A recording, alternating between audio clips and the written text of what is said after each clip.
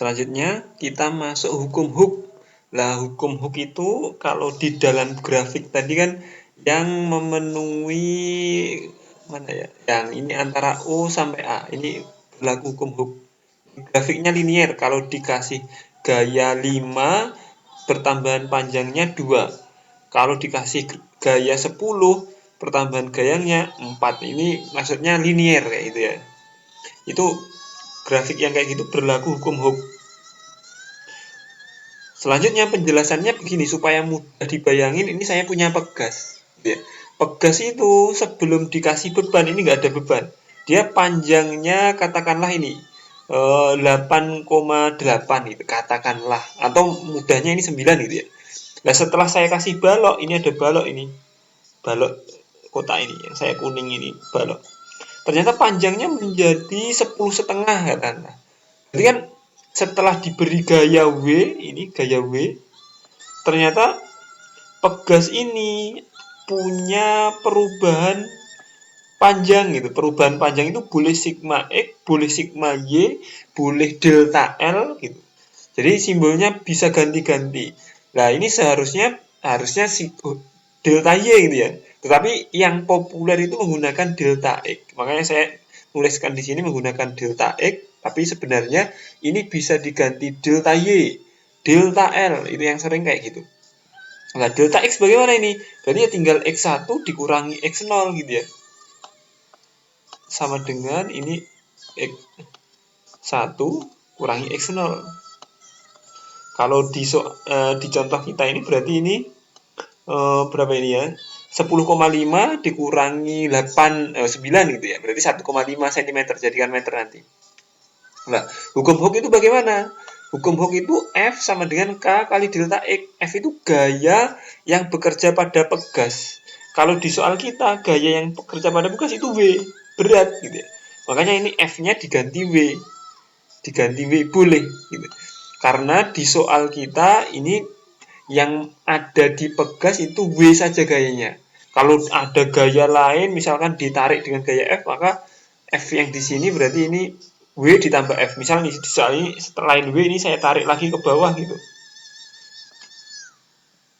Nah, K itu apakah? K itu konstanta pegas.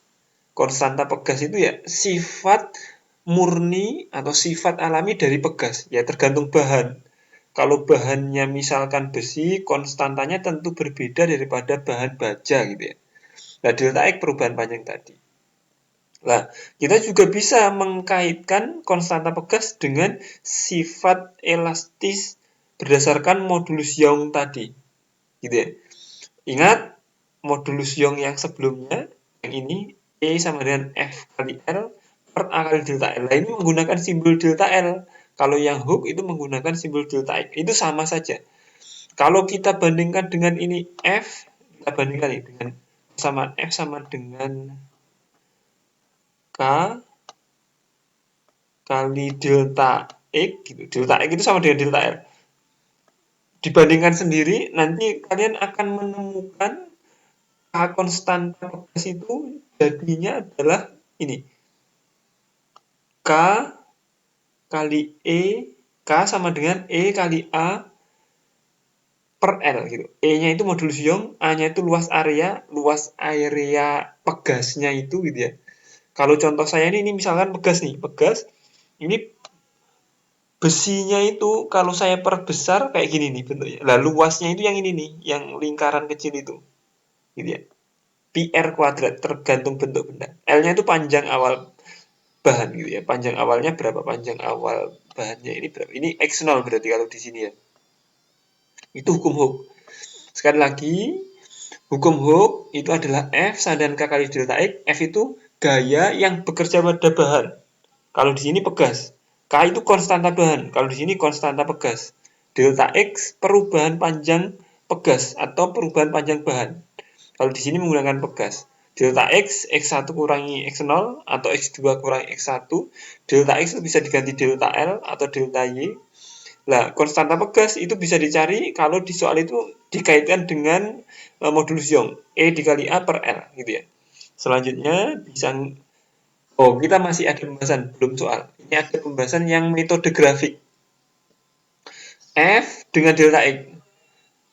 Lah, ketika ada grafik F gaya dengan delta X perubahan panjang, maka kemiringan grafik ini ya, kemiringan grafik itu menunjukkan konstanta pegas kemiringan. Kemiringan berarti kan sumbu Y dibagi sumbu X. Ingat, kalau grafiknya yang seperti ini mengenai pusat grafik ini ya Y-nya berarti ini Y, sepanjang ini Y. Saya ganti, ini warnanya saya ganti merah saja. Nah ini berarti Y-nya ini nih, ini Y, kemudian X-nya yang sini, ini X-nya. Y dibanding X itu ketemu K-nya. Grafiknya kan bisa juga diganti seperti ini nih. Maka Y-nya yang setelah dibentuk segitiga, ini Y-nya. Berarti ini misalkan di sini berapa nih? Misalkan ini 5, di sini 5, kemudian di sini 3. Berarti Y-nya itu 5 kurangi 3 gitu ya. 5 kurangi 3. Kemudian delta X-nya ya panjangnya ini. Gitu ya. Berarti 2 dibanding ini, misalkan ini 4 gitu ya. Berarti ini 2 dibanding 4 itu konstanta pegasnya. Kalau yang modelnya kayak gini nih, berarti Y-nya yang ini nih, gitu ya. Y-nya yang ini. Kemudian X-nya yang ini nih. Jadi ini ada X awal, ini ada X akhir. Misalkan ini 4, kemudian ini 1, berarti X-nya itu 4 kurangi 1, 3. Y-nya ini tingginya ini berapa? Misalkan ini 10 gitu ya.